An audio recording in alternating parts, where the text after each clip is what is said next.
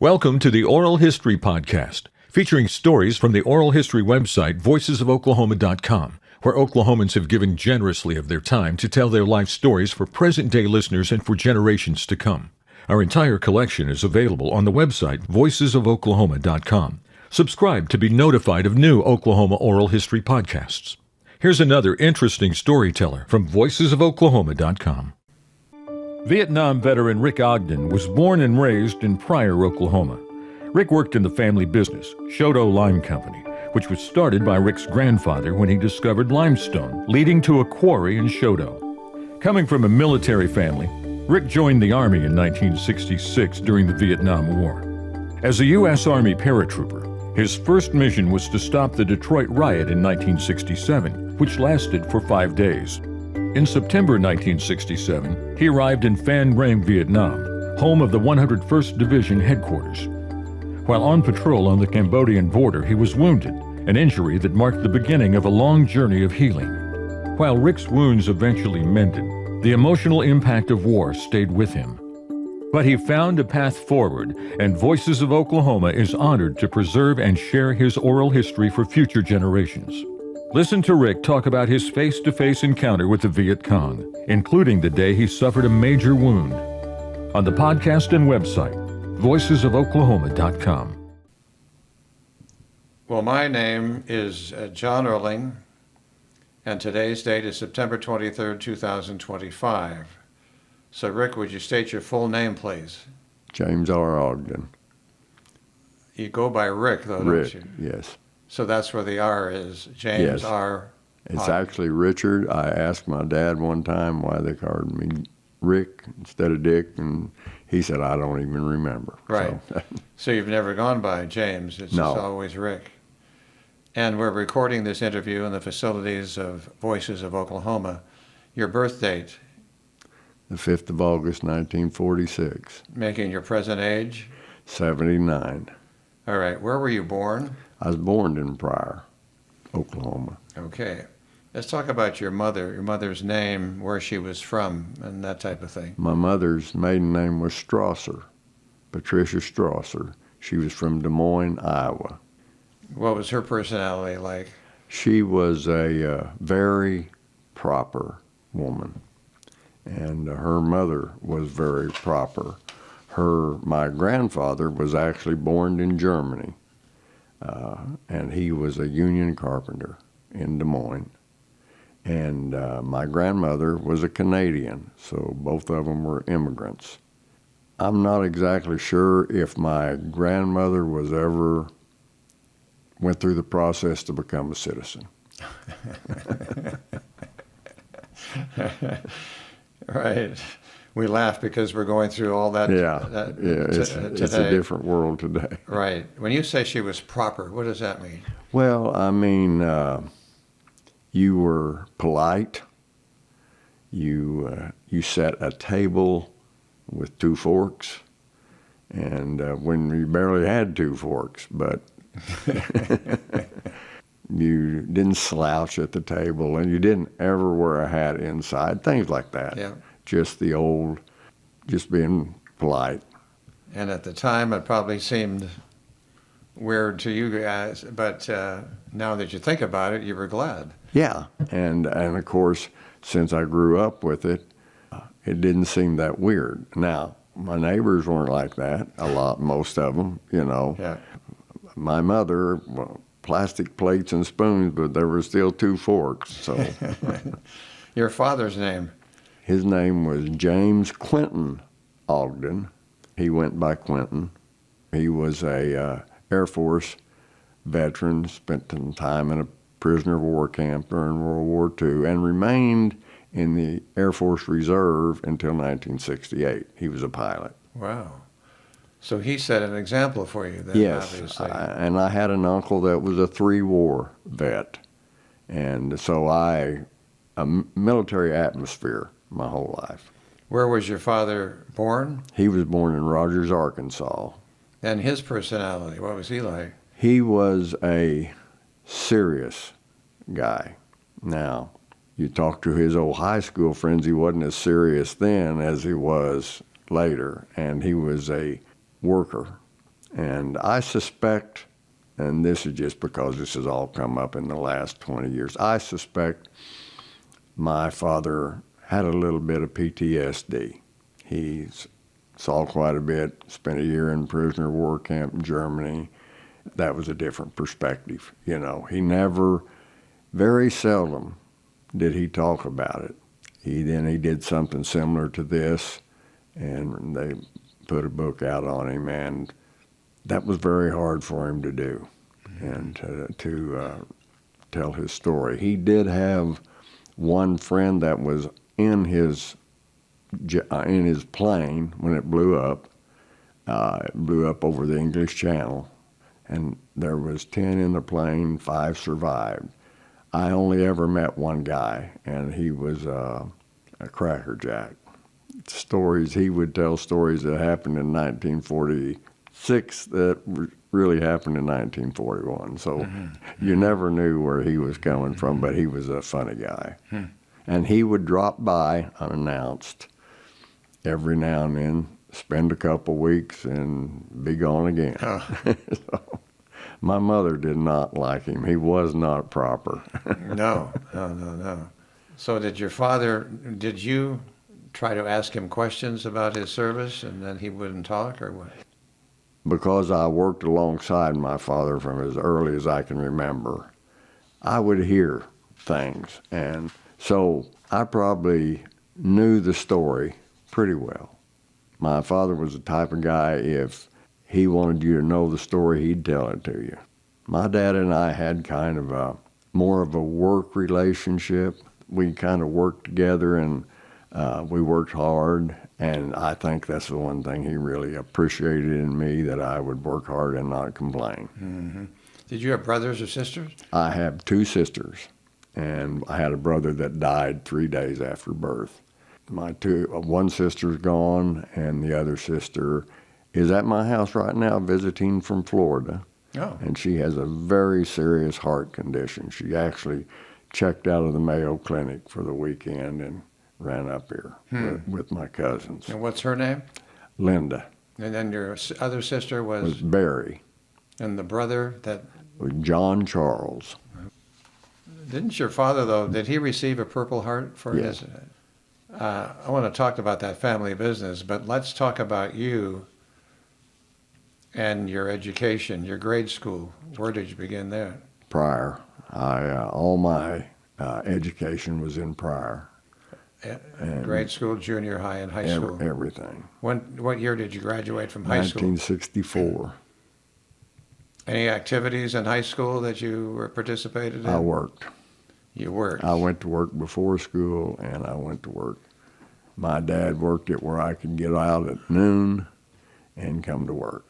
So was that work in the family business? Yes. And what was that business? It was an agricultural supply business, Chouteau Lime Company. It required in those days a lot of manual labor. Everything was bagged, you handle them one at a time, and so it was a work business. So how did that business get started? My grandfather was a driller in Arkansas, and he came to this area and drilled some water wells for quite a few of the Amish around the Yoders and the Millers. If you work for the Amish and they trust you, then you work for all of them. So, so he was busy. And then in the early stages of World War II, the city of Chouteau talked my grandfather into laying the natural gas lines through the city. Why he was doing this, there was a little rock crusher. In fact, it's still there right under Old 33 that goes through Chouteau, and under the railroad track right there, you can still go over the gate I used to climb over. And they started busting up rocks and crushing them and spreading the limestone on the pastures, and it would raise the pH and help the production. But that was a discovery, wasn't it? Kind of, it was a new deal, it was... Nobody had been doing that. No. And he not fell into it, but he did discover that. It was kind of a discovery that was happening all over. Where there was good limestone, of course, there's not good limestone, but we happen to have some of the best limestone that crushes the best and does the best job with raising the pH in the soil. How is that done today? Raising the pH in soil. Do they use a mixture of limestone? Yes. And it comes in bags? And Yeah, and you can have the railroad at a dump yard dump some, and you haul it, or you can haul it in by trucks. And there are many crushers in the area now. They, of course, we have some of the very best rock for making concrete in the country. In the Chouteau area. Yeah, and really in this area of the United States. Did you go to college? Yes, I started college right after high school. I went 3 semesters and saw that wasn't, I wasn't failing or anything. It just wasn't, I wanted to go to the Army. I wanted to be in the Army. Vietnam was going. I felt an obligation there. Just thought it would. My dad actually tried to talk me out of it. I can remember the conversation. I told him I'm joining the Army. And he said, what about Vietnam? I said, well, I think maybe I ought to do that. He said, well, I think maybe it's kind of a mess. And this was in 65 when there were still a lot of people thought the war was a good thing or a needed thing. But he kind of saw it as confusion. And he was still a pilot in the Air Force at the time. National Guard? Yeah. Right. It had changed from the reserve to the National Guard, his unit. He was flying C-119s, which is the little split-tailed 2-engine jump paratroopers. And ironically, I was a paratrooper, and we just never set it up where I could have jumped out of his plane. I wish we had him. Oh, yeah. But we should also say that Vietnam was very controversial.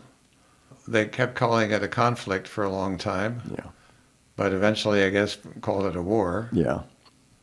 Well, when I was talking to my dad about it in the Christmas of 65, and he was shadowing me about, hey, look at it closely, I couldn't have pointed to a map and shown you where Vietnam was. Right. You know, that was the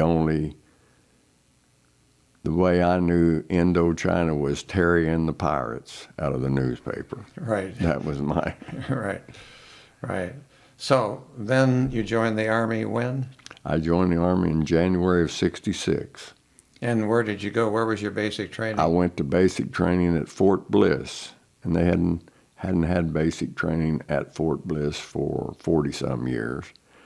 Even during World War II, it was not used as basic training. And actually, my basic training, we rebuilt the barracks. And about the time we were to graduate, we had them rebuilt. For the next group. For the next group. Right. That's in El Paso, Texas. Yes. Then what did you do after basic? I went to Fort Dix, New Jersey. It was kind of an advanced infantry training for people that were going to go to jump school. Why did you choose jump school? Were you assigned to that, or did you volunteer? I volunteered. When I went to see the recruiter in Stillwater, and he was talking about it, and he said, well, because I was going in unassigned. I wasn't trying to sign up for it. He said, you should be a paratrooper. And I said, why should I be a paratrooper? He said, because everything is the same, except you make $55 more a month. And which basic pay was $60 a month. And he said, just be a paratrooper. He said, you get the same training. And it was really good advice. Yeah. How old were you now at that time? I was 19. So this is at Fort Dix. Yeah. New Jersey. Then what happens to you? In the interim, my aunt, who we just had a memorial for this weekend, she died, she was 102. But anyway, and her husband was a lieutenant colonel, and she thought I should go to West Point. There's a way you can go to West Point through the Army, and you have to take your test, and then you spend a year at Fort Belvoir, Virginia, and then you go to West Point. Well, I was reluctant, but I took all the tests and everything. And when I was at Fort Dix, I got the appointment. As luck would have it, my uncle was coming back from Italy. He had spent 2 years in Italy, going to Vietnam. And he took me to dinner. He knew the camp commandant, who was a brigadier general. And we were just talking, and I said, well, I'd sure like to go on to jump school while I'm waiting. He said, you'll be there in the morning. So it's good to know people. So I went to jump school, and while I was at jump school, I wrote the first sergeant at West Point and told him I would decline. And I just, you're a 19-year-old kid, that set me up for 11 years of commitment. Oh. And that seems like a long time. And when you're 19, it was hard for me to process that. And I really didn't want to go to West Point. Yeah. So, and you really need to want to go. But it's a nice compliment to you that you could have gone. I had the appointment. But I just, and my aunt never really forgave me for that. Oh. You had training at Fort Benning, Georgia? I went from Fort Dix to Fort Benning to jump school. And then from jump school, I went to Fort Campbell, Kentucky, which is the head of the 101st Airborne Division. And that's where I was. But didn't you get into some riot control training? In the spring of '67, there had been in '65 the Los Angeles riots, and there had been some unrest in the other cities in '60. So they saw, the Army, the government, saw what was coming. And so instead of training for Vietnam and combat, we trained for riot control. Then when Detroit had their riot in late July and the 1st of August, Romney was governor. Governor George Romney. Yeah. Johnson was president, and Johnson sent us in, but Romney wouldn't. They were tearing the city, burning it down, but we were sitting out in the fairgrounds because Romney didn't want Johnson to take control. But Romney sent some tanks in there, and they killed 30-some people, and all of a sudden, Johnson, executive order or something anyway, we went in and we had it stopped in an afternoon. I think it's good for us to review this. That riot in Detroit, it lasted 5 days. Detroit, Michigan, 12th Street, now Rosa Parks Boulevard. Yeah. A police raid on an after-hours club, crowd confrontation, and there were 43 injuries, or 43 deaths. Yeah. 1,189 injuries, 7,200 arrests, property damage of $40 to $45 million. And then the National Guard U.S. Army troops were deployed.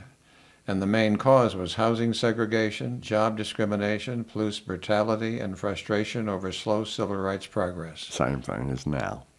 Exactly. We're reminded of that Detroit riot, which obviously became a big part of America's history.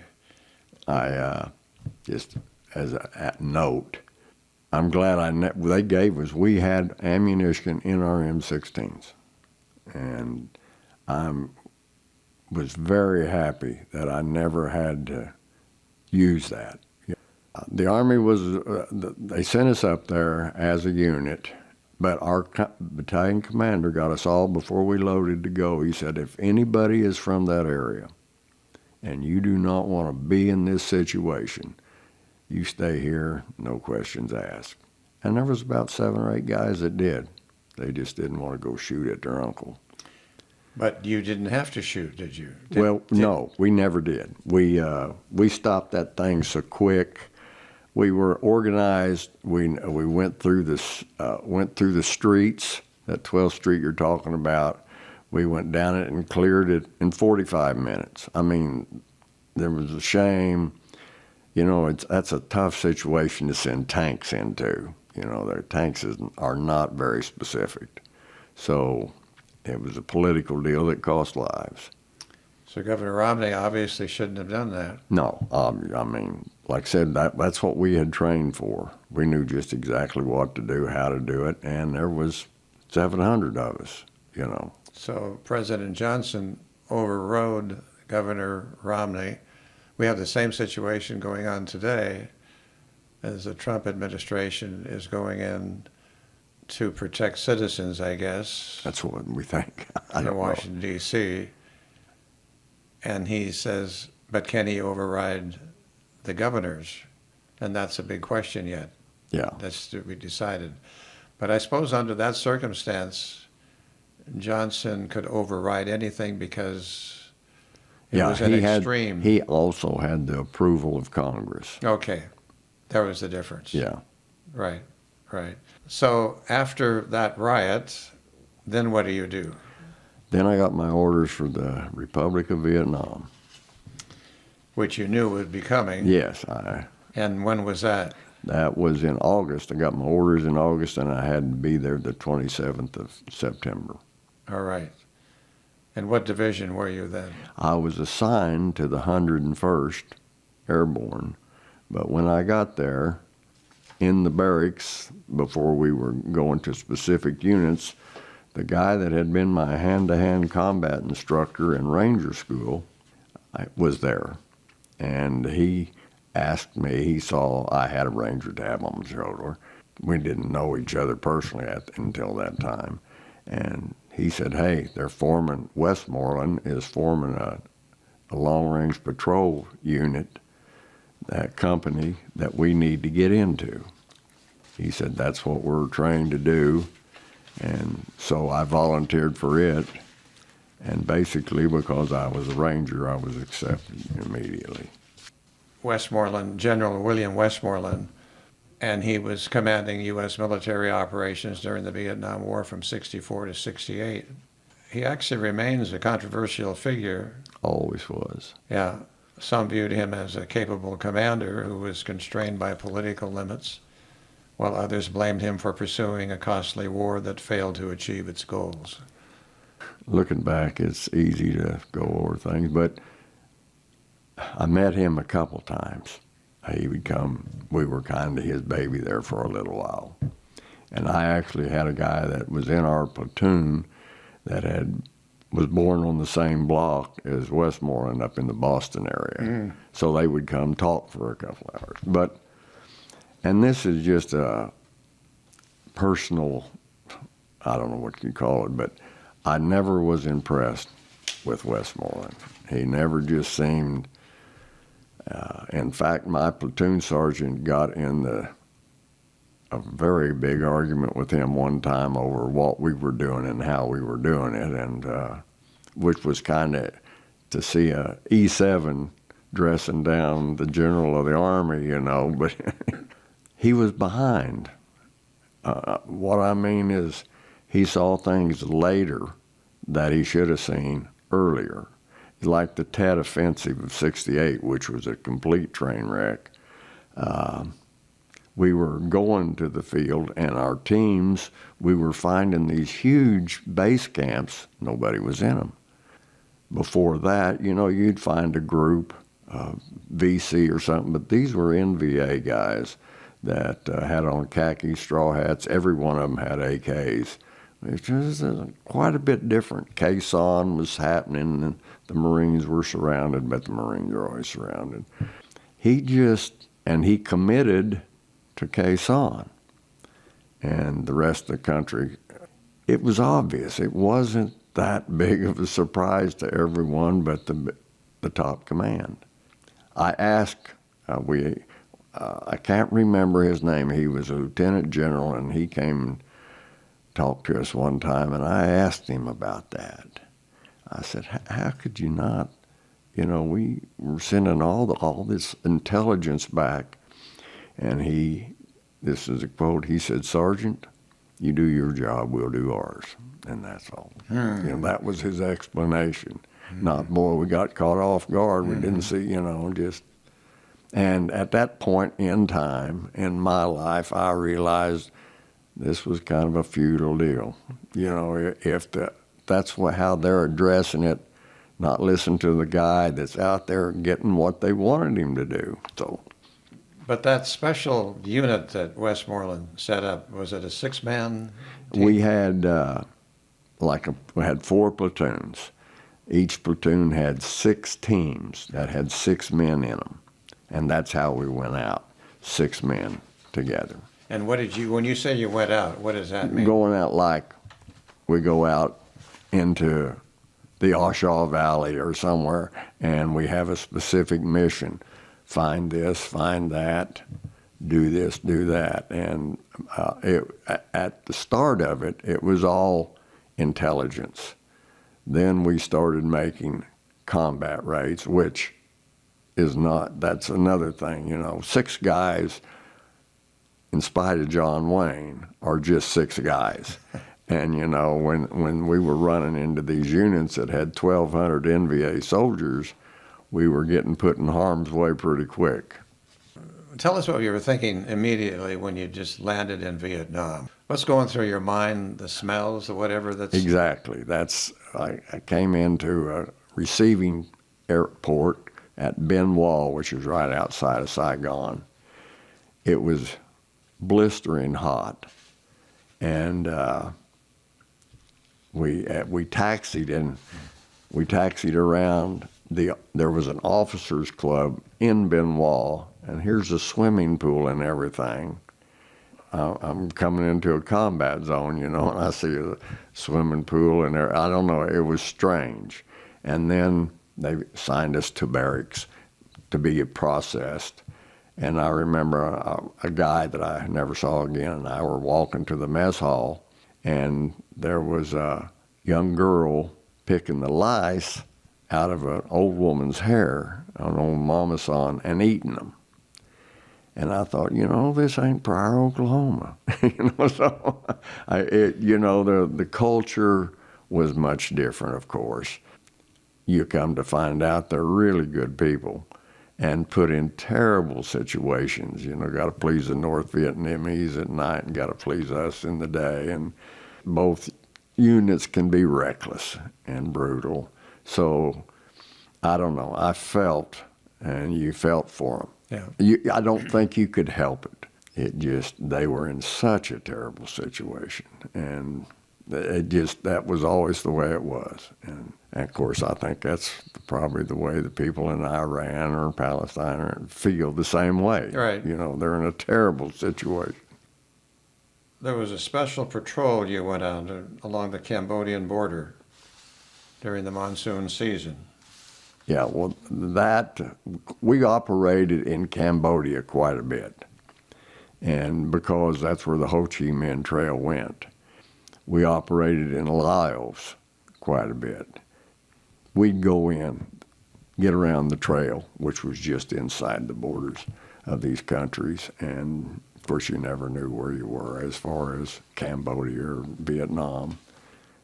On the mission I got hit, we were in Cambodia, is during the monsoons, driving rain. Boy, and there's just something about a driving rain all the time in the jungle. And I didn't allow, and on my team, you couldn't carry a poncho because in those days, the Army ponchos were noisy. You could hear them from here to Pryor. When you just move. So we had, you just had your fatigues and you were soaked. We set up on a little knoll with no way to get to us but one little trail. It wasn't even a trail, it was just an area we had made going up it, and it quit raining. That just, it just relaxed you. You can have it. And I had a guy from Boston. I put him down there to watch that little area, the only place they could get to us, and he fell asleep. When we'd come in on the helicopters 3 days before that, there was, they had 2 watchers, Vietnamese watchers, watching that helipad or landing zone, because it was the only one in the area where a helicopter could come in, and it was all booby-trapped. The only time I went in on a landing zone that had trees pulled over where they'd snap up and hit the rotors. They didn't hit any of ours, and he made it in and out fine. But those guys that had a presence there, and we were right In fact, when I got my orders for this mission, where we were going, I say, why are you sending us up there? They're there. They're behind every bush there, and no real explanation other than this is at the time when our mission had kind of changed to combat to these attack squads, and they were just not a well thought out deal. And we were looking for body count, and Body count. how many people you kill. That was how the war was being judged at the time. That's how Westmoreland judged the war.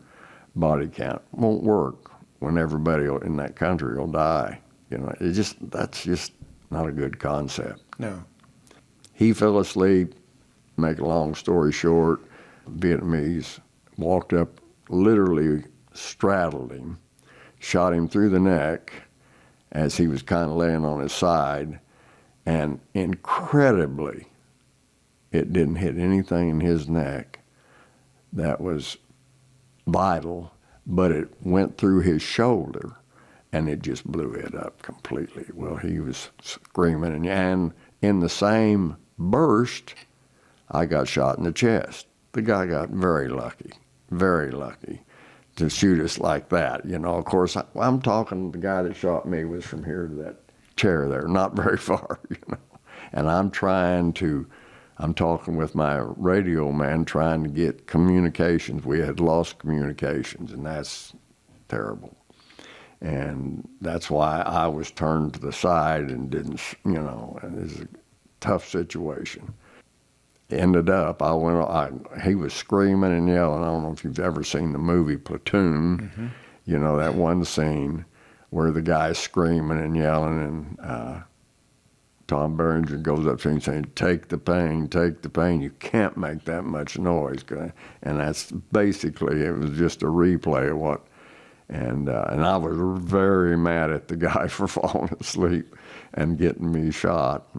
But I looked at his neck, had an entry and an exit, but he was talking, screaming, yelling, but his left shoulder was a mess. But you were wounded yourself. Yeah, I got shot through the right lung. And you were trying to help him. Oh, yeah. I didn't really, it knocked me down when I got hit, and I noticed there was nobody firing. So I just laid there and fired a couple of magazines into the air, just to let the people out there know that, hey, we're still here. You're going to have to come in and get us. But I had to get Morrow shut up. He was just, and I didn't really realize at the time that I was shot as hard as I was. It knocked me down, but, I was also probably pumping a pint of adrenaline per minute, So I got Morrow shut up. I wrapped my shirt around his shoulder because he was losing some blood, and it was blown up so bad I just couldn't get it stopped with 3x5 patches and stuff like that. But anyway, I gave him a shot of morphine. We finally got a communication with a little artillery outpost, and they relayed for us. And here's the most amazing thing probably that ever happened in my life. The day before, I'd had my point man, who was a Vietnamese ranger, and they'd made me take him, and I had always refused that, but I took this guy, and he was great. He didn't miss a thing. Well, he had slipped and run a punji stake through his leg, and it was the only time, I've been there 11 months, and it was the only time I had been in fresh punji stakes, just cut. They were just right in front of us from me to that car that just backed in. A punji stake would be what? A bamboo stake, and they take a machete and cut it and it just makes it razor sharp. And then they stick it in the mud, pointing toward you, and they were right in front of us. I mean, we're in heavy jungle. We can't see them, but I mean, that's just right there. And he slipped and sat down. And I had another Vietnamese with me, and the guy that sat down was my point man, couldn't speak English, but the other guy could, and he said, hey, pull up his britches. So I pulled it up, and I saw the base of that punji stake right by his ankle. And I thought, well, I couldn't figure out what the deal was, and then I pulled the pant on up. Now, this guy is not murmuring. He's not screaming or yelling or anything, and the point of that's out his kneecap. And I go, oh, God. I couldn't, number one, believe I'd been rolling up and down the hills screaming. So the other guy said he wants you to pull it out. So I just grabbed it. I couldn't budge it. So I end up having to put my foot up next to his foot and just start jerking that. Oh, God. Well, and he didn't scream? Never said, never a murmur. So I called a helicopter and a medevac, and he came out and got him. And I made a critical mistake right then. I should have taken my whole team out just right then, because we were completely compromised. And but at the time, they probably wouldn't have taken me out. They would have been upset that I didn't have a body count. And it just, the war had changed. And after Tet of '68, it just changed. And so, fast forward to the next day, I get shot, and we call in, and the medevac won't fly because it's raining and socked in, and the gunships wouldn't fly to protect them. Well, all of a sudden, 10 minutes later, my radio man says, they're on their way. What happened is the guy that came out, he was an Air Force captain, to get my man with the punji stake, had gone off flight status that day. He was walking through the communications tent and heard the predicament we were in and saw that nobody would fly. He went out on the tarmac, jumped in a helicopter, unauthorized, without a co-pilot, and came out and got us. Wow. Now, he missed his flight back to the United States. He came in that night when I was in a MASH unit and told me that story, and I thought, holy cow, because I don't know about me, but I know Morrow would have bled to death. He was just losing buckets of blood. And but let's go back and talk about your wound. And you didn't feel pain at first, but must have. The pain caught up to you, didn't it? It really didn't. It was when I got shot, it was like somebody hit me with a ball bat. Just the force of that and knocked me down. Mm-hmm. I had what they call a second chest wound. Initially, it didn't bleed.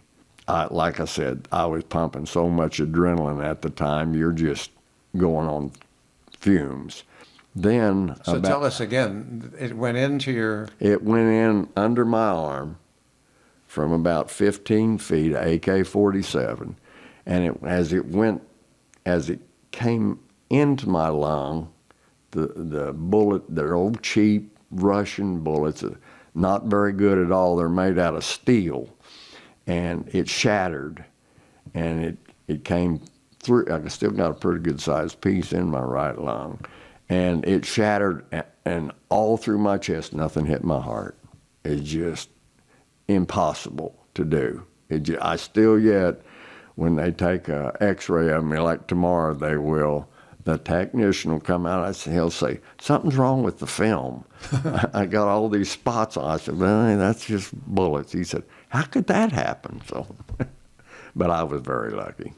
Okay, then you get in, tell us the MASH unit. What was that about? Well, it was a little 7-bed unit. That was, they had a hospital there, a field hospital. They operated on me. Must have done a pretty good job, because here it is, 67 years later, and I was really upset. I was 20 years old at the time, or 21 now. I had all these scars on me. I had this great big scar right down the front of me, and my doctor, who was a great big black fella, didn't get any of these guys' names. Wish I had them, And he said, don't worry. He said, it won't show a bit in 40 years. And he thought he was wrong. It still shows. And then later, as I was in that MASH unit, and the MASH unit consists of like I said, 7 beds crammed together. I've got an old NVA soldier on one side of me that died that night. And then I've got a little Vietnamese baby on the other side in the other bed, and she died. The little baby died that night. I had a guy come in about 1 o'clock, drunk and shot just like I was, only a guy in the American had shot him. And he was drunk, pulling out his tubes, had one nurse. And when everything settled down, it was about 2 in the morning. And I'm the bed, after the guy died, I'm the bed right by her little desk. And she's crying. And, you know, things have quieted down. She's sitting in the bed crying. And I said, "What's wrong?" She said, "This is my first day in Vietnam." She said, "I got all this." She said, "I got no, you know, right out of nursing school, first day in Vietnam." Wow. Guys coming in. So I would, you know, and I'd really, there's a couple of those, and those are the most the nurses, what they did was just, in my experience, and I saw a lot of them after that, went to Japan for a little while, and the nurses were just incredible. They're just most devoted, skilled, brave people I ever was around. Yeah. Those nurses. But I'm still interested in that wound. Wasn't it so large, and you didn't have any bandages to cover it up? Yeah, we had a field bandage, a 3-inch by 5-inch, and I tried. And what it had done when the bullet had gone in, it had split me. And, you know, and just kind of laid me open, because I was like this, handing a map to my radio man. So it hit me right here, and it just laid me open. And when the lung collapsed, then I started really bleeding. And so I tried to get a 3x5 patch in it, and it just swallowed it. So, and I was bleeding quite out. I said, "Well, shoot, I'm going to bleed to death here." So I laid down in the mud and just started packing mud in there. With, you know, it worked, you know, but oh my. You do what you need to do, you know, and that's the only way I could think of getting, because I had my shirt wrapped around Marl's shoulder, and I didn't want to get him fired up again. And you think, gosh, wouldn't you be cold? And no, it was hot. You know, it's you didn't miss the shirt as far as temperature-wise. So that mud packing in kept the blood coming out, and that got you to the MASH unit. Is that well, true? We had, again, this is when the helicopter pilot came out and got us. Well, you can't, there was no place to land. So they have these pulleys that come down, kind of like a submarine, only it's a pulley, and you sit on that pulley and hold the cable. Well, he's got to hover right over all this action, you know, and he's got no armament, you know. He didn't even have, he didn't have a co-pilot.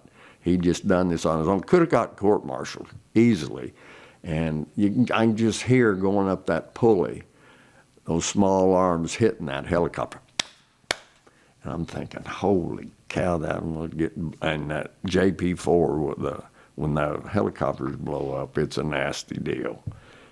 But we made it, you know, and that all because he did that on his own.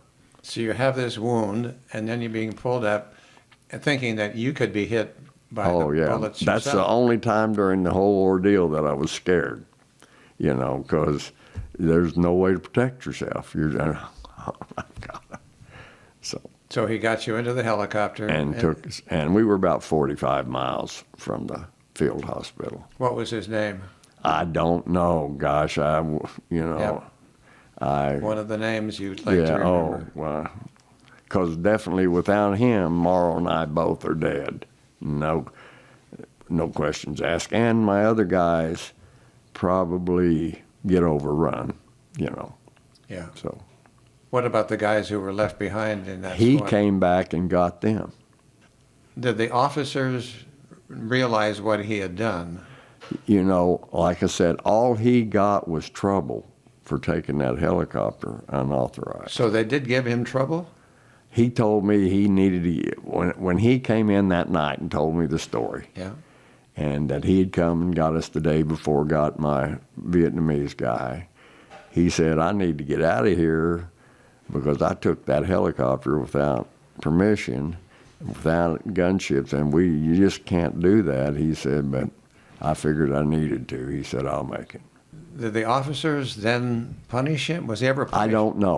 I don't know. He was leaving to go back to the United States. I believe it was probably an unreported incident.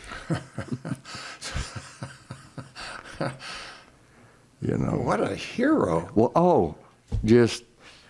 But so are you. You people are heroes, but he was a hero too. Oh. He saved your life. All of us, every one of us, just disregarded his safety. 9 out of 10 wouldn't have flown in with the gunship protection. Yeah. He just jumped in, and he's going home. It's not like he's going to be there this is his last day. And then he went back to the United States, and nobody knows what happened. Nobody knows. He went back, mowed his yard, and. But I'm hoping he told that story to somebody. Oh, I told it to everybody I could, Right. I'm sure if I would bet you, he may have told a few buddies of his. He said, boy, you should be with me on my last day in Vietnam, or something like that. But he got no recognition. I was just going to say, he should have gotten every medal that the Army had. Yeah, you bet. He should have got the Congressional Medal of Honor, just because Right. he put himself. Those medals, like I say, they can't fly with armament. How many medals did you get? I'll tell you a little story. We had an executive officer that wasn't a very popular guy. He just was aggravating and a real smart aleck and had no combat time. We went out as a platoon one time, all 6 teams. And just to we'd come right out of a recondo school at the Special Force, and we went out as a platoon. The Army pays you on the 1st of the month. I don't care the situation. They come pay, and at the time they paid in cash. Well, he flew a helicopter out there the 1st of November, 1967, and paid us. That was one of his jobs, and one that he could barely handle. And as they left on the helicopter, there were 2 women with rice bundles coming down, and he shot them and killed them. This is the type of guy he is, just because he could. These are women just carrying rice. And so, unbeknownst to us, he puts himself in for the Silver Star for killing those 2 women. Well, not too much longer, another team leader and I caught a ride back to An Khe to pick up the mail. We had a couple days, and lo and behold, they're having an awards ceremony at the company. And we see the captain out there. There's 3 guys getting, and one guy should have got 10 Silver Stars, Medal of Honors, but he got the Silver Star. He got the Bronze Star with V for valor for killing those 2 old women. He wrote it up different, of course. We just looked at each other. We're team leaders, and we had a meeting that night, and this is just 2 months in, and we said no medals. It was it disrespected the medal system so bad. I thought that when a medal was awarded, you had to have witnesses beyond the soldier who wrote it up. Yeah. So what witnesses did he have? There were some of his buddies. Oh, and they verified. Sure. Oh, wow. Our company commander verified it. He's the one that read the citation. But then you and your friends wrote later. Yeah, we just didn't write people up. But it already had been awarded. Yeah. Now, there's a couple of times I'd like to give them the guys medals because they just did unbelievable and crazy things that you just, and one guy especially, his name is Ray Clark, he's from New York, and I've looked for Ray and looked for him. His name is Ray E. Clark. There's 1,600 of them in Manhattan. Mm-hmm. So I've never found him. It was his last mission. In fact, I had tried to talk the S2 operations into not letting him go on this mission because he only had 4 days left. But no, they wouldn't do it. So again, what medals did you receive? Well, we made a command. We weren't putting anybody in for a valor. I got the Air Medal because you got to make 16 combat assaults. And that's just coming off the helicopter going on there. It's no big deal. I got the Purple Heart. Then I got 3 or 4 service ribbons from Vietnam. And then the one I'm most proud of is a combat infantryman's badge. Mm-hmm. You have to have proof of being in combat. Yeah. And that's... These 2 women, Vietnamese women, but wasn't it a time, though, that you didn't know who the Viet Cong was? These were women carrying rice coming off. And they didn't try to use women in combat. Oh, yeah, that they did, but this was a blatant case. It was obvious. Yeah. These women were no threat. They had been to the river to wash their rice. So you carry some scars in addition to the scars on your body. Oh, yeah. These soldiers that you saw, they were mangled, crying out for help, burned. Well, Were you introduced to napalm at that point? My first combat, I was leading a team, and we came in. It was a late evening infill where you go in late in the evening, and which we all hated because here you are in the jungle trying to find a place to sit down and get down for the night. Anyway, we go in, and my point man is a guy named Gigliotti, who later became a Florida highway patrolman and then later became a televangelist. All of a sudden, he's in front of me. He's just gone. He's fallen in a foxhole. There's a little foxhole covered with a rice pad or a little rice mat. And we're right in the middle. And this is before Tet of 68, right before it. And we're right in the middle of a big NVA base camp. Well, it's still just light enough. I pull him out of there. And I have an observer with me who actually was a part of the cadre of Ranger School, and his name is Avila. And here's an unlucky guy. He's been in World War II. He's been in the Korean War. He only has to go out in the field one time the whole year he's with me. And we sat down, and in a minute, he's in the middle of a huge base camp of NVA soldiers. He not a very lucky guy. So we get to looking, and there's a thatched hut right in front of us from here to that other wall. And right next to it, there's 6 AKs leaned up against this tree. And all of a sudden, the 6 NVA come out, and another 6 go in. And it's a mess. They're eating. A guy came out and threw up some rice. And I mean, of course, it's night, it's jungle, and they're just right there. I'm thinking, what? I can't go on into the base camp, so I decided I just tell all my guys we're going to put 2 magazines in the hut, 2 magazines apiece, and then we're going up the hill to get out of here.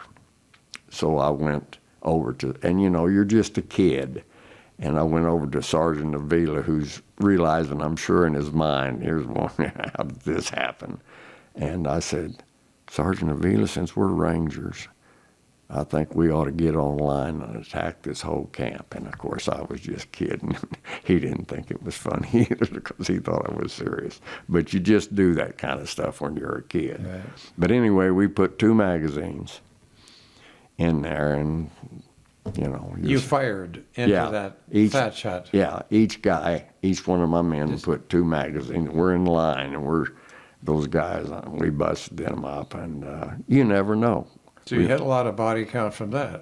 Well, now they want to count 100 when you tell them, and so I tell them, I also say, we might not have killed any, but it was impossible for us. But that was just the start. So we start up the hill. All of a sudden, boy, they have a reaction for us. Here they come. And so I'm on the phone. I got an Air Force guy above me and a little bird dog, and they called us in. I said, hey, I got to have something in here quick. He says, all I've got's fast movers, and that's an F-100, and all they carry is napalm. And he said, I want you to get out in that clearing where we came in on the helicopter and stand there with the strobe light for a minute. I said, what did you say? Stand there with the strobe light in the middle of it? He said, that's the only way we can hit it. And I could hear the F-100 coming around. And I stood there and he said, get up that hill. So we're going hard as we can. And that napalm hit, and it was probably 50 meters, maybe not. And it was incredible. It just is like a big wind just sucking that oxygen out of that jungle, going to that fire. And those poor guys, you could hear them screaming. And I put it in my mind that I wouldn't call napalm in again just by the chance of getting hit with it. And incidentally, when I went from Vietnam to Japan on a big, where they take all the wounded, and we're 6 liters high, C-141, it holds 1,100 guys or something. Well, there's 12 guys from the 101st that got in a napalm, and they were burnt. 6 of them died on the way to Japan. And you suffer, nothing stops a burn pain. That napalm is a horrible weapon. What is it? Explain napalm and It's plus gasoline. It's gasoline with igniters in it that makes it just for somehow burn hotter than gasoline, but that's what it's carried in. It's a big 1,000-pound bomb with gasoline and whatever the flash point on it is incredible. And it's a horrible weapon. Effective, really effective, but it's horrible. Of what you've just talked about, the losses, the sacrifices, these stories stay with you. I'm bringing them up to you today, and you think about it. I don't know, it probably does. You don't think about it every day, but you may be reminded of it. Did you have dreams about what happened to you, and even after you were separated from the Army? Nightmares. When I first got out of the Army, I couldn't sleep. It kind of surprised me, but I just couldn't sleep. And I wasn't having nightmares or flashbacks or anything, but I just couldn't sleep. That lingers to today. Not being able to sleep? Yeah, just if it weren't for the psychotropic sleep medicine that they have now, Ambien and Seroquel and all those things, I wouldn't sleep much. It's just, I don't know whether my mind just shuts down or what it is, but it surprised me. And when I got out in '68, the Veterans Administration was a very scary spot. I mean, you were risking a lot to take. It's completely different now. It's the best medicine I'm around. And but you weren't getting proper care back then? In the '68, I had malaria in April of '68, I had malaria. Well, I had a relapse when I got home at Thanksgiving. And so I went to the Veterans Administration in Muskogee, and I had to sit the doctor down and tell him the treatment. He had no idea. He actually was a pretty good doctor, but one of only 2 in that whole hospital. He was an alcoholic. He came in every day and he had a pint of Old Crow, carrying it. He didn't hide anything. He operated on me once. Under my arm, I had a piece of shrapnel get caught in a lymph node, and they had to take that out. Do you think he had alcohol in him when he did that? I'm sure it did. I'm sure it was dripping off his chin. Wow. But he, of course, he's overwhelmed. He's one of 2 doctors in that whole hospital, so that's not many. In the receiving area. Now, I don't know how many are in the treatments area, but there's only too. Are there any colleagues that you've been in touch with over the years? Yeah, there's one guy especially. We became good friends. He was in his third tour of Vietnam, and really knew what he was doing. He was kind of a mentor to a lot of us. He was a calm guy. Like I say, this is his third tour. In fact, he got out in '67 and went and fought with Israel in the 7-Day War, and then came back to our company. I said, Ben, what are you doing back? He said, it's boring. You know. But he's still alive. He lives in Asheville, North Carolina. Been a loner his whole life. He lived in Alaska for a while. But a great patriot, you know. And well, I'm just looking at you thinking about what a great patriot you are. And I know you probably don't want to be considered a hero, but you were and are a hero. What was the experience when you came back to the United States for you? I came back to Fort Sam Houston in San Antonio. It's a medical hospital. I had a doctor, a psychologist in the VA, asked me one time.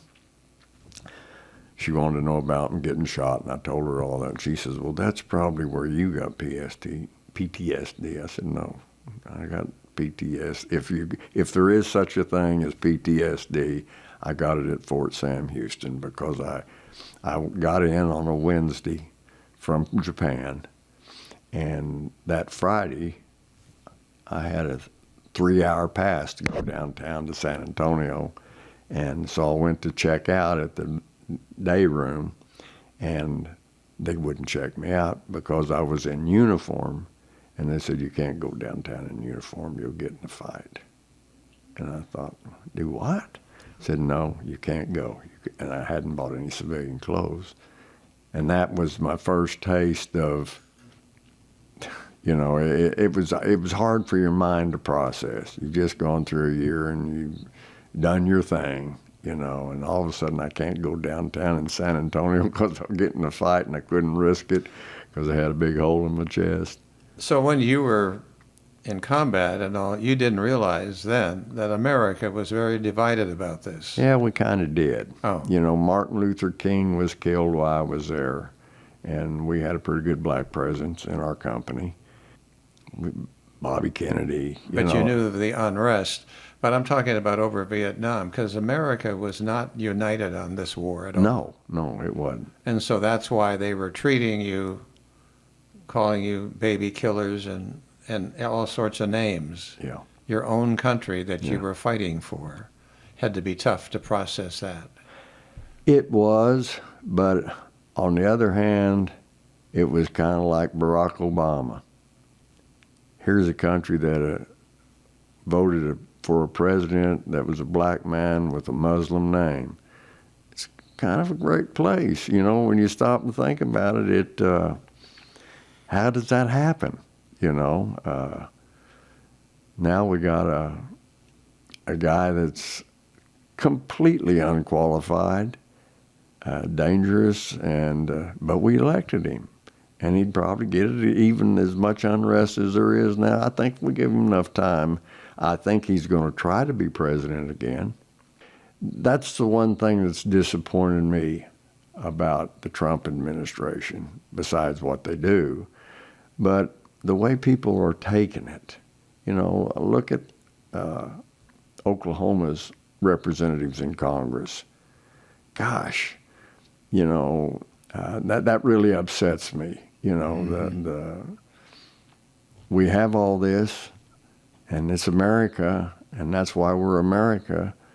But we have a guy assaulting us now, our president, and but they're starting to be, though. Don't get me wrong. There's of course, the Democrats are all jumping up and down, but there's a few Republicans starting to go, hey, we still like to talk. And, you know, they reinstated Jimmy Kimmel, so they had to, we're coming around a little. Right. And as we sit here on this date, September 23rd, 2025, Jimmy Kimmel was a talk show host in the evening, and he said things that that the FCC chairman didn't like, nor did President Trump. Took him off, and now, as of we sit here today, he's coming back tonight. I think you alluded to this, that the division in America over Vietnam is not nearly what it is today. Isn't that what you're really saying? Yeah. Right. The division is stronger and deeper. And you could have had arguments about Vietnam, whether it was right to be there or not. But Vietnam, to me, the split there, John, is that Vietnam was still, you were fighting about the war. Now it's different. We're fighting about democracy. Right. But today, families can be estranged from each other over the issue of today. Probably didn't happen back then. It was said, okay, you don't think we should be there, you should be there. And so that's as far as let's go play golf. Exactly, right. Yeah. But Japan, how long were you in Japan? I went to Japan for a medical rehabilitation, and I have a big scar. They opened me up a couple weeks after I got shot. I had some blood clots go into my lung. So they sent me to Japan to have an operation, and they took a rib out. It was funny, we was going in there, and like I say, it's a different time. And the guy asked me, he said, hey, he said, the anesthesiologist, he's just a kid, and he said, I can kind of make it where you can watch them cut your rib out. I said, I don't need that, but I do wish I'd have kept the rib. Oh, I wish I'd have kept it. But so I had the operation. I actually had the operation in Vietnam, and at a hospital that was a nice hospital. And there were nice hospitals in Vietnam, brick and mortar, Then when I went to Japan, this scar, this whole thing, got infected and opened up. Well, in fact, I had just been to rehab, and I was walking in the ward, and the guy said, hey, Sergeant, you're all open. And, you could actually split this scar up and look and see my lung pumping. Oh, my. And that really upset. There's something about that. Yes. So they sent me to the United States. There was not anything else. I kind of regret that too, because I'd have liked to stay in Japan a little bit longer. Okay, what hospital they sent you to in the United States? Fort Sam Houston. And then I got out of the Army. But how long are you there at Fort Sam Houston? I got there on Labor Day and got out of the Army the 28th of October. When you got out of the Army, you still had medical issues going on, didn't you? I mean, you weren't completely healed. No, you could still see my lung breathing. They sent me home like that. So then when you came home, you said they sent me home, but you were separated from the Army. What hospital? Where did you go to fill it? I just went back to Pryor. They gave me some little cultures and to put over the hole where you could see my lung, so debris wouldn't get in my chest. Like I said, the Veterans Administration, a pretty scary place at the time. Yeah. But I was a hit at the bars showing people my lung breathing. Okay, I'm still consumed with that. So then when did that begin to heal? Or what? Well, you can't show it to me now, so something happened. It haired over and healed up, and gosh, I was playing basketball. When I played basketball early on, just pickup games, a guy hit me once in the rib right there where just with the perfect elbow and knocked me out, which is strange, but I woke up laying on the ground. Yeah. And the guy that hit me never even stopped. It's still tender, still yet. This must be painful even for you now, but didn't you go for a long time and you didn't want to talk about it? Oh, well, quickly, very quickly, you learned that people didn't want to talk about Vietnam. Nobody wanted to hear your story. That was it. I mean, it was just, this is after Tet of 68, things started folding up for the war in Vietnam. People got to where they just didn't want to hear it. I went back to Stillwater to school and ended up graduating from the School of Agronomy. But I lived with a guy that was a Vietnam vet, and we didn't mention it but twice in 2.5 years. We never talked about it. Just didn't talk about it. Yeah. He had a different experience than I did. He drove a truck, just was in a convoy all the time. Just a completely different, there wasn't much we could talk about anyway as far as our experience in Vietnam, but he's still a good friend. He lives in Wisconsin. Let me just bring you back to the Tet Offensive. Why don't you explain what that was? The Tet, every year, the Vietnamese it's a ceremonial religious thing. It's kind of a mixture between July 4th and Easter. They have a big celebration. The country just stops and celebrates for 3 days. They use that, the North Vietnamese use that as and like I say, again, we knew they were coming in. It was just the top guys that just couldn't believe what we were, all over the country, not just my team, but every long-range patrol team was the same thing.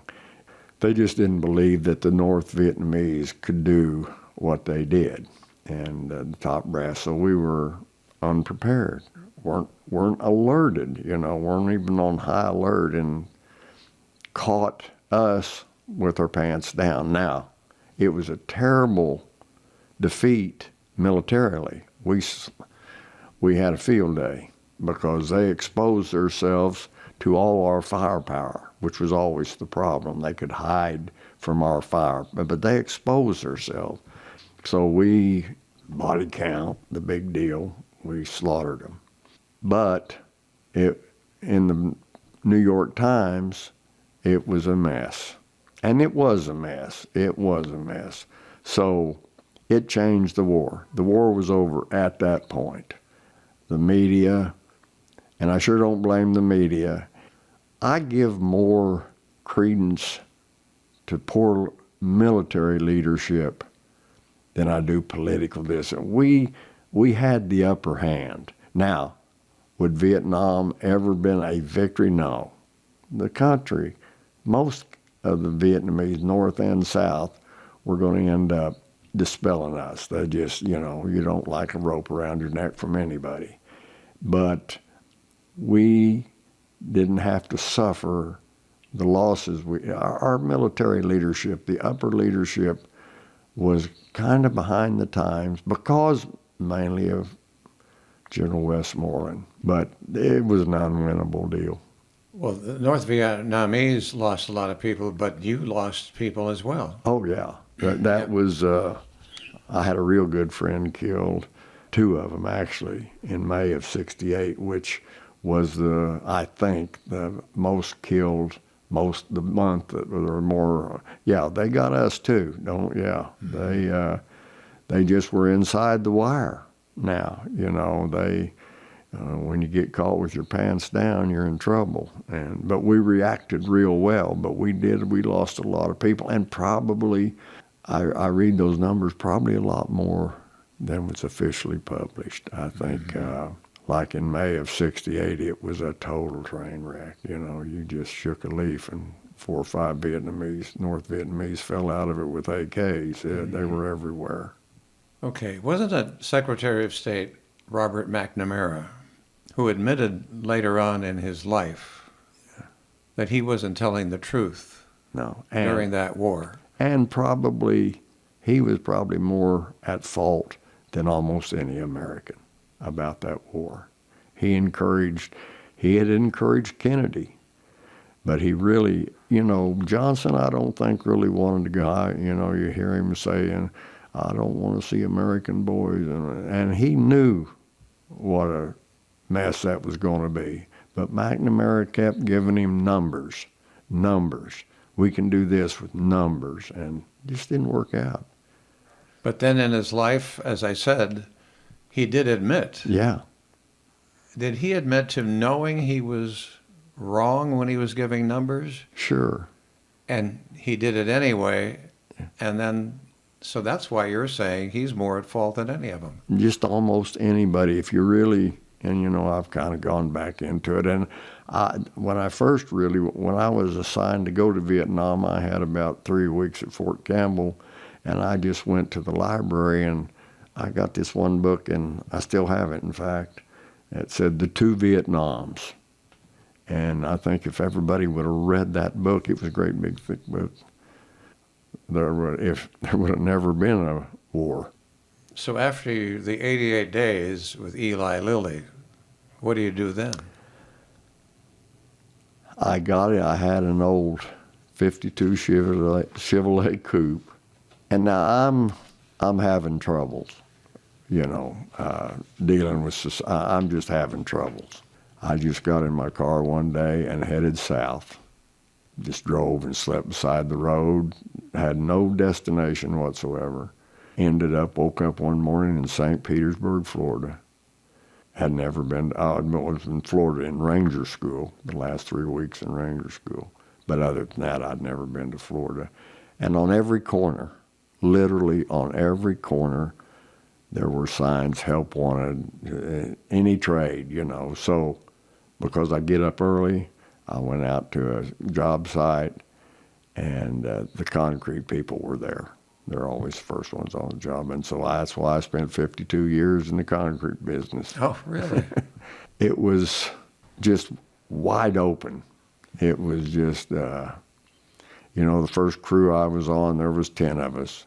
There was only me and another guy that didn't carry a gun. It was exciting. And it kind of brought me out of it.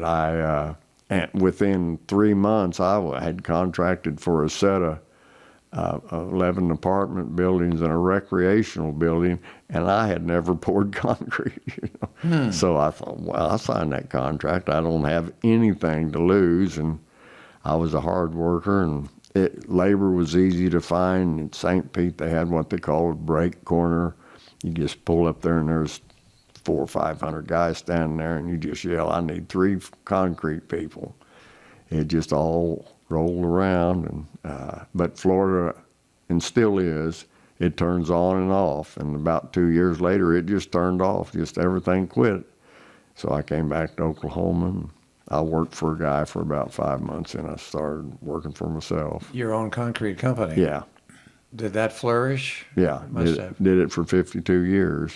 The last 20 years I specialized in decorative concrete, stamping, staining, making concrete pretty. Mm-hmm. Just because I get up early, that's why I'm in the concrete business.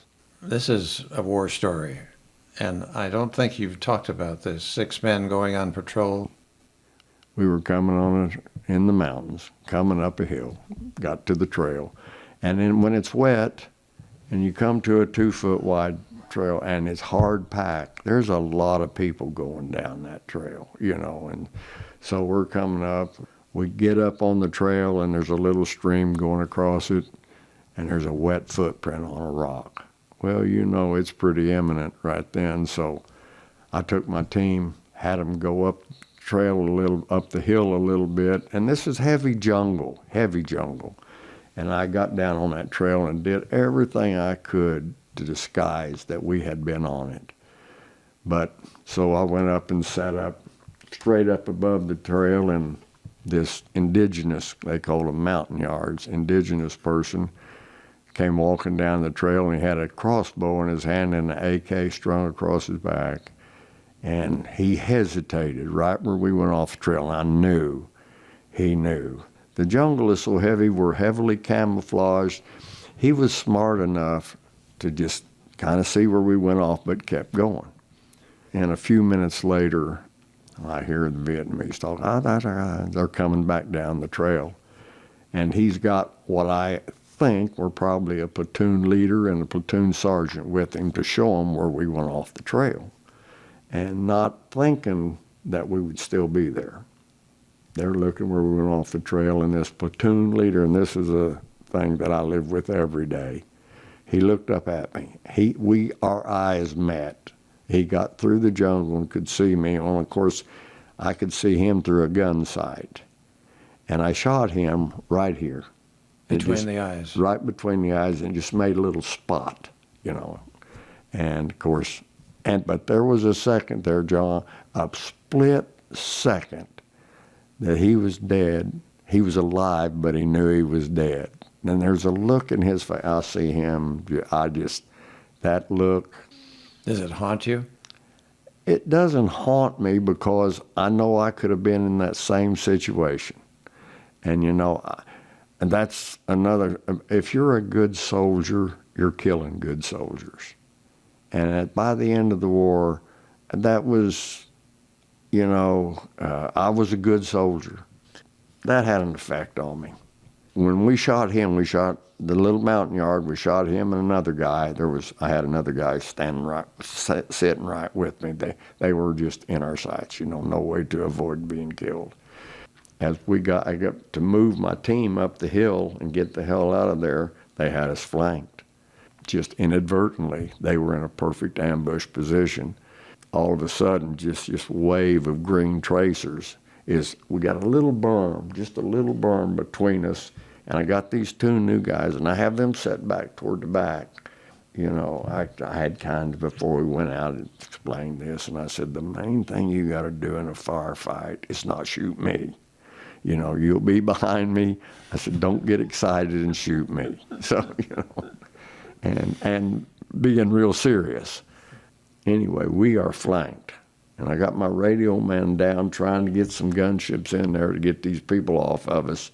And I'm holding up over this berm and this Ray Clark.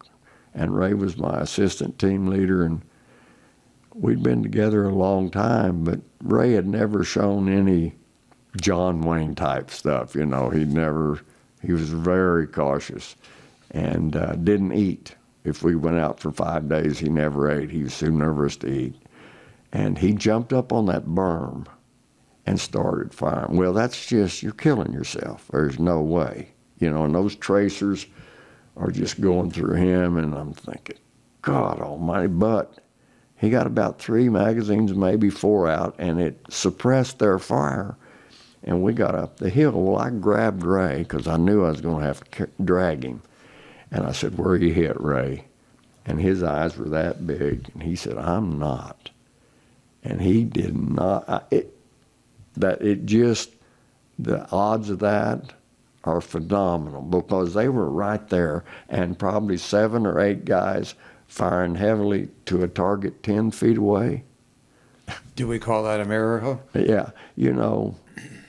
It has to be something. Whatever happened to Ray? Ray, that was his last. 2 days later, he was leaving Vietnam. I saw him in the tent. Hi, Ray. See you later. And I looked for him. I've looked for him. Oh, he's the one you've been looking for. But see, he should have got. Yeah. And I wanted to put him in, but I would have put him in. I would have defied all the team leaders, but he was gone. And I'd love to find Ray. He was a black guy, real refined. He had been the New York State fencing champion when he was in high school. Just a really interesting guy who thought Okies were Okies. The whole time I was in there, we constantly ran into the Vietnamese being outfitted in American stuff. Like we had, when we first got to Vietnam, we were authorized a special uniform, a special camouflage. It was woodland, and that was the first time woodland camouflage had been rendered, but we couldn't get them. But we were killing North Vietnamese that had them on. Our supply sergeants were selling them downtown, and then the Vietnamese, or the supply sergeants directly, were selling them to the North Vietnamese or the Viet Cong. We had that happen. We had a shipment of, we were authorized because we were a long-range patrol team. Each team leader, myself, was authorized a little PNEE half-frame camera.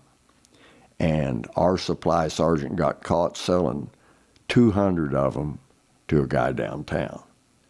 And you just introduce money into anything and not much oversight. In Clinton, Oklahoma, they made jungle boots for a while. It was kind of discerning to shoot somebody that had on boots made in Oklahoma. Boots made in Clinton, Oklahoma. And the fatigues. Yeah, and they were really nice, still are. They still use them. They were heavy duty, and the heavy duty nice thing is the briars and stuff going through the jungle. Whatever happened to that supply sergeant? He did get caught, and he was gone. I don't know what happened to him, but this was a very common deal. Okay, my brain now is beginning to spin. My Lai. My Lai happened. And what was it? It was a slaughter. What it was, incidentally, my uncle, the colonel, when they had the Captain Cali, when they had his court-martial, my uncle was in charge of security. All my uncle ever said about him was that he was kind of a punk. This is a line unit, which means you got an infantry unit that has maybe 150 guys in it, trolling through the jungle, making all kinds of noise. Regularly gets ambushed, little ambushes, and regularly can't, when they fire at somebody, they can't see them. And it's frustrating. You get frustrated. Now, I'm in no way excusing what they did, but that was not the only incident like that in the war. People just get frustrated, and they haven't done anything, and they go in a village, and that's just exactly what happened. They took the village, and they had been in a little ambush and lost a few guys before, and they just put everybody, were checking the hooches and put the people that were left in a ditch to stay in the ditch while they're going through the village looking for stuff, and somebody starts shooting, and then everybody starts shooting, and all of a sudden everybody's dead. But Captain Kelly was responsible for that. Exactly. He ordered it. Yes. Shoot them. Shoot them. And they were helpless down in the ditch. Kids and women. Yeah, and of course that was a major story here in the United States. And should have been. Right. Should have been. And then what happened? He was in prison then. Yeah. For I don't know how long. But I think he's out. I think he's out now. Right. And again, I'm not. It could be very frustrating. Now because our mission most of the time was not to kill people. Only when I got shot, that was the only time I was ever fired on first. And that guy that pulls the trigger first has a big advantage. And that was the only time. And that was just a soldier's error.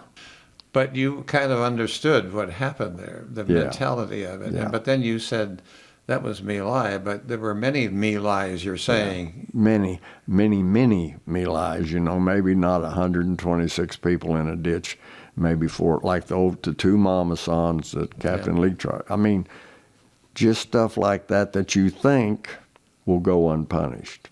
Of course, most of the guys that were involved in killing those, nothing at all happened to them. It was Kelly that took the heat.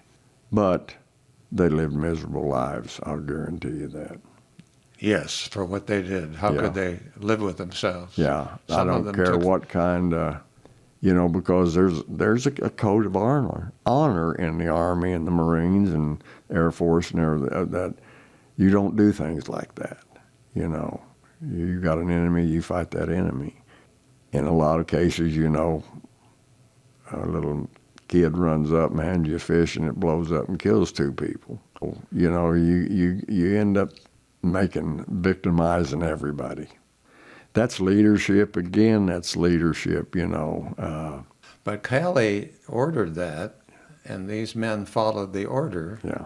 Even so, it still must have bothered them that they were killing these helpless people. Sure. They could have gone against his order. Yeah. And when you do that, it's all kinds of course, in his case, he couldn't have prosecuted anybody. So they get up in the tribunal and say, hey, he told us to kill those innocent women and children. I'm not going to do it. You're going to get off that. It's just an individual choice. And like I say, there's a real code of honor there, you know. You said you had PTSD. Does that still bother you? Are you still bothered by that today? You know, when they first started talking about PTSD, you know, not soon after the Vietnam War, when they were trying to put a label on, there's an effect, John. There just has to be, you know. Some people are affected by the same thing different, you know.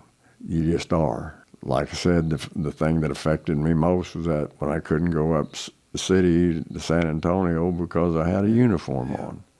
And another thing, when I was in Japan, by this time of my wound, I'm feeling real sorry for myself.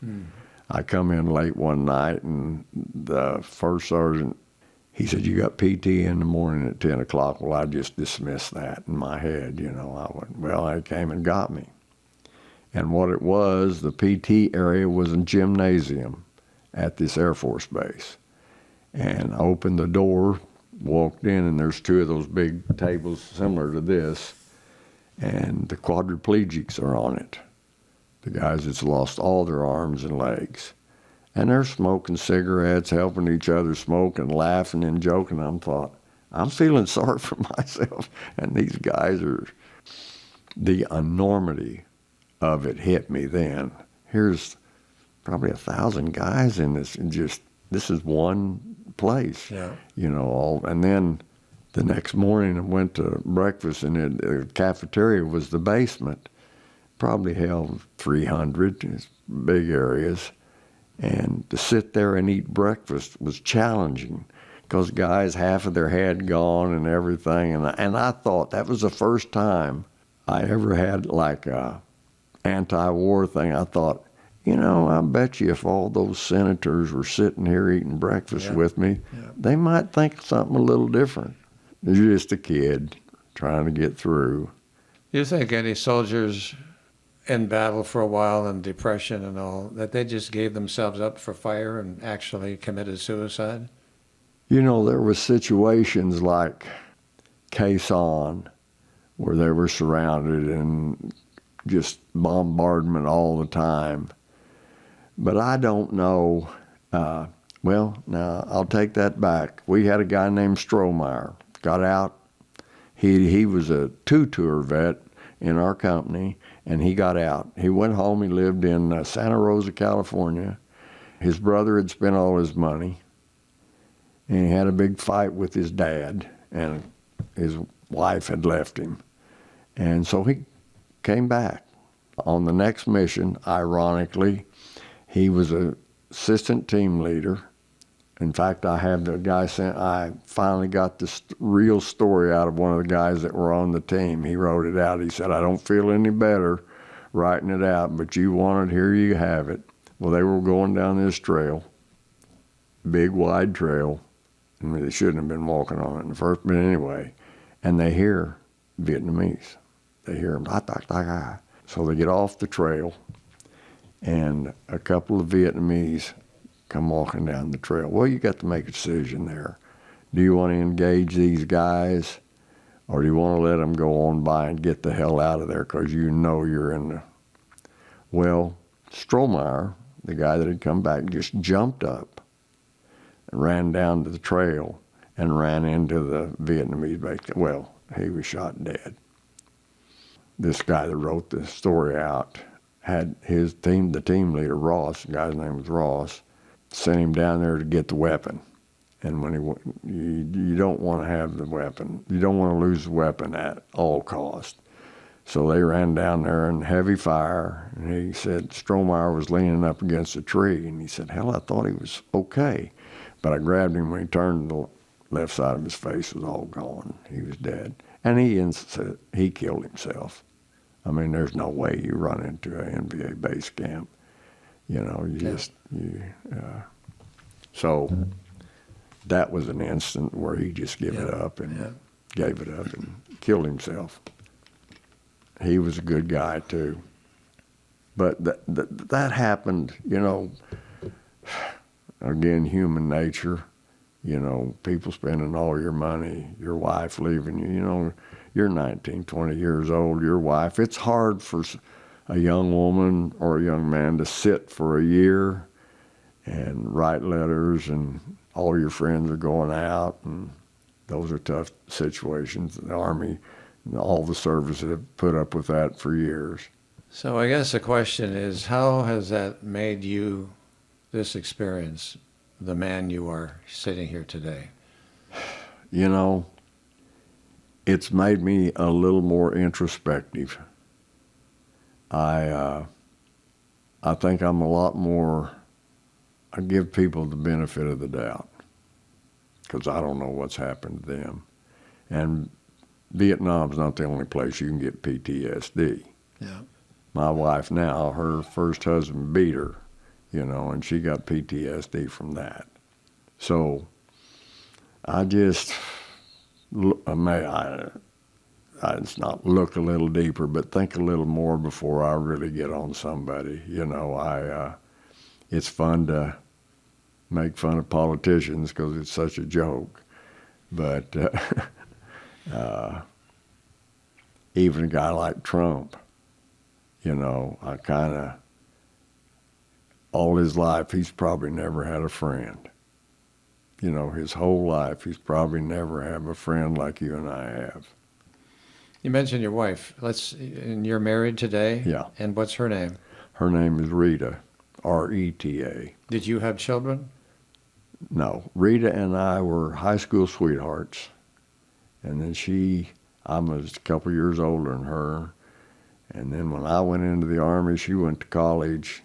She got married. I got a divorce. She got a divorce. We had no contact all the time. And she had heard that I got a divorce, and she called me. Said, hey, why don't we go eat lunch? So we did, and we went right back together. She has a son. I have two. All of them good kids. Yeah. So we think about future generations listening to this. We're going to have wars and wars and wars. We've got several wars going on in the world right now. And when that's all said and done, 50 years from now, there are going to be more wars. Yeah. I don't know what you can say to future generations about this. You can't tell them not to have wars because there will be. Yeah. So I don't know what you have to say to a future generation listening to this. Well, most of the money that America spends is to have those wars. AI, we're finding that they can fly F-100 better than any pilot. So war is going to be a little different, but it's going to be war. People are going to be laying there on the floor dead. I don't know how you prepare people for that. There is a group of people, myself included, that are drawn to the military, drawn to that, have a strange patriotic vein or whatever it is. So I don't think you'll ever have trouble because there won't be large units and stuff. I don't think there'll ever be trouble getting people to come. I look at the insanity of Iraq, and that type of war, it just scares me to death. I don't know if I could do that, kick those doors open and, but people adapt to it. So how would you like to be remembered? I don't know. I want to be remembered as a good person. Yeah. Just, that's the main thing. I don't want to be remembered as a military guy or a concrete finisher, and just a person that'll help people. Now you people that work with me and ready-mix truck drivers think I'm the craziest guy in the world. I get pretty hot pretty quick, but basically, I just want to be remembered as a good guy. Yeah. So thank you for telling this story, and now we can preserve it for many, many years to come. It's my honor to talk to you. Thank you, Rick. Okay. Thank you, as we shake hands. You have been listening to the Voices of Oklahoma podcast, stories taken from the oral history website, voicesofoklahoma.com. At the website, you will discover an array of storytellers. Many you will know. Some will be new to you, but all will be worth your time. This work depends on listeners like you, who are interested in learning about the great people of Oklahoma. Our website provides an opportunity to donate to this 501c3 project, which preserves Oklahoma history, one voice at a time. voicesofoklahoma.com